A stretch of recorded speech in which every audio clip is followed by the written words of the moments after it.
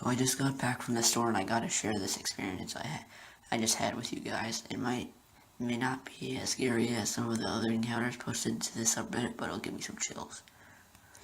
Let me start this off by saying that this morning I wasn't in the best of moods. I had to work the graveyard shift last night and I woke up after only 4 hours of sleep with my back killing me. I couldn't get back to sleep, so I decided that I would go run a few errands since I was now wide awake. I needed to get a haircut while I was out as well. My sister works at a salon that is right next to a Target. So after I got my sister to mow my scalp for free, by the way, I popped over to the Target intending to grab a few things before heading home. So I was pushing my cart down the frozen food section and I turned to the corner to go to the next aisle. When I did, there was a middle-aged lady that was pushing her cart heading to the opposite direction. I nearly bumped into her, but stopped before our carts collided. She gave me a mean look and said in a real bitchy tone, "Excuse me?" Now again, I have to say that I wasn't in the best of moods, and I'm a short-tempered person as it is, so without thinking, I shot back at her and said, "Shut up, you're fine. Call me an asshole if you want, no one's perfect." But what happened next was just pure insanity. The lady then suddenly left her shopping cart and started to follow me. I noticed about halfway down the aisle and I turned around to ask what her problem was, and then, I shit you not, she rolled her eyes back into her head, pointed at me, and screamed very loudly. When I say screamed, I mean she was shrieking at the top of her lungs. It was like something out of The Exorcist. I hurried down the aisle to get away from this insane person, but she started running after me, still pointing at me.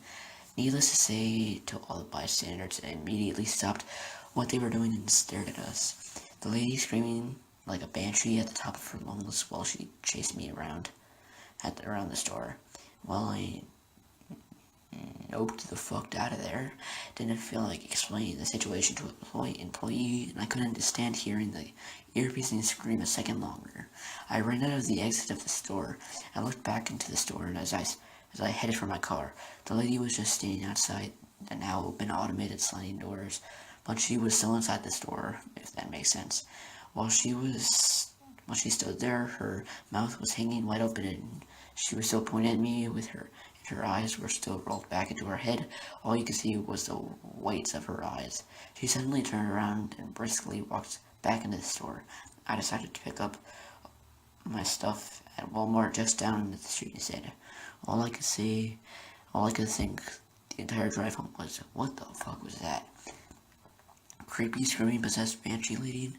Perhaps I shouldn't have been so rude, but you still have more than one screwless in your noggin, so let's not meet again.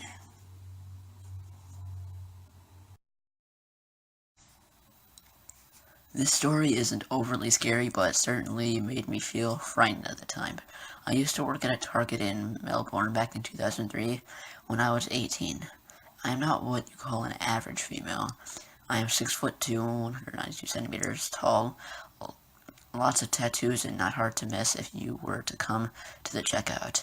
A quick layout of the store. It was 3 levels, including a basement level where the DVDs were, and where I used to work a few shifts. The majority of the time, though, I would spend working at the checkouts. One shift, an older man with the gray hair and glasses came to the checkouts. First thing I noticed is he didn't have any products to buy. He says, "Wow, you remind me so much of my granddaughter." Harmless, right?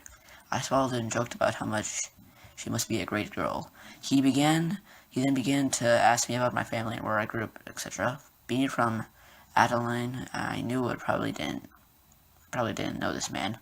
It was weird, but not unsettling. Thankfully, there were customers behind him, and I politely said I needed to get back to work. He smiled and said he might bring in photos one day to show me. I smiled and he left. Didn't think about the encounter at all after that until 2 weeks later he was back. I wasn't worried, but just annoyed being 18 and not interested.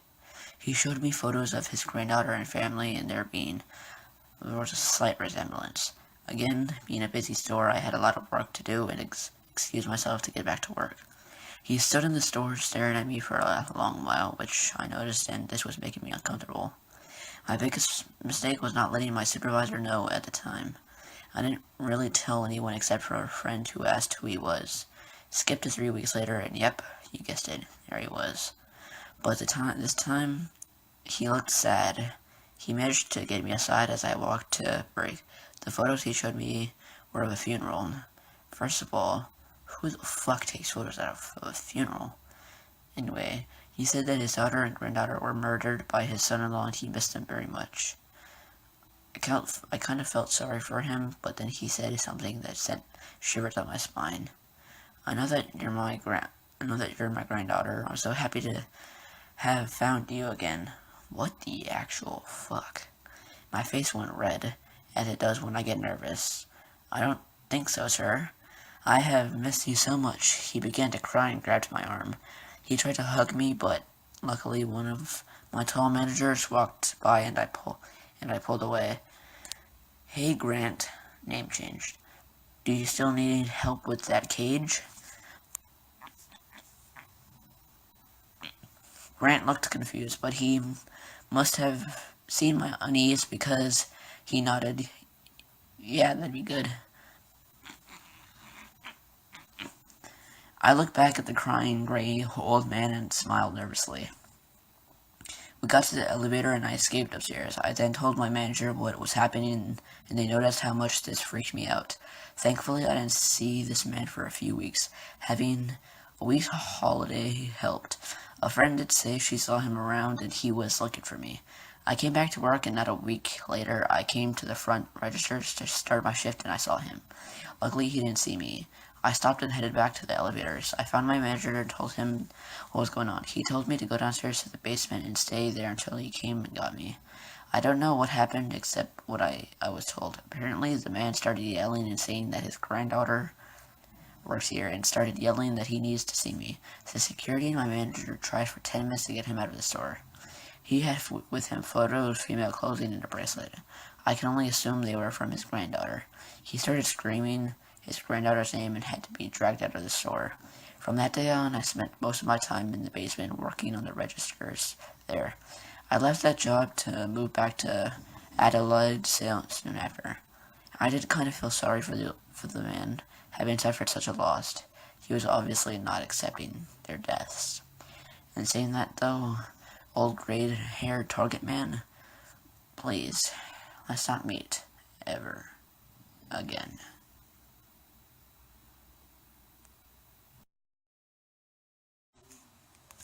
I had a rather odd experience last year in a Target with my friend. She and I were just shopping in the clothing section when a decent-sized group of people came in, apparently arguing because they were yelling at each other, it seemed. The area this Target is in is kind of crappy, so my friend and I just rolled our eyes at each other and I made some snarky, always classy here type comment. Well, as we continued shopping, it suddenly occurred to us that it had been a couple minutes and the yelling was still happening, and furthermore that it was just one woman's voice going pretty far away but still audible at this point because she was yelling so loudly. We couldn't figure out from our distance if she was speaking English or some other language. We thought this was odd but kind of ignored it. Well, as we were about to go into the shoe section, we saw that the person yelling in there and was all alone. She wasn't with the group at all and had just happened to walk in at the same time as this group of people had. She was just standing there alone screaming something out very loudly. As we got closer, we started realizing that she was switching back and forth between English and some other language that sounded like it could have been Creole, perhaps. She was dressed, and I've seen Haitian women dress in documentaries, and her accent in speaking English definitely sounded Haitian, so that seemed to fit. And as we got slightly closer, we finally were able to make out what word she was yelling, which was, I said it's time to kill more babies. Then said something personally the same thing in Creole. I said it's time to sacrifice more babies. Back to the Creole. And she was just going on like that. Just walking slowly alone, yelling super loud, going back and forth between English and Creole. My friend and I were creeped out, so we made for another part of the store. We were looking away at stationery stationary when we heard the lady's voice slowly getting closer again. It sounded like she was coming up towards the rope across from us, but I think we figured she'd just keep moving past us. Well, that didn't happen. We heard her voice get to the row across from us, separated by the main aisle, and as I looked at stationary, I saw her return and walk into the row from the corner of my eye, and realized in the same moment that my friend had just deserted me and gone around to the next row. The woman had not stopped yelling her craziness, and so as I saw in the corner of my eye that she had stopped, and I was just standing there yelling.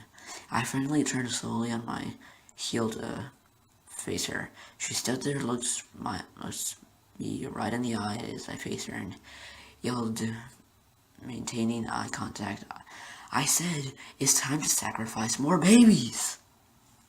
At which point I slowly turned on my heel again, walked around the corner, and I grabbed my friend, and we noped the hell out of there shortly after that.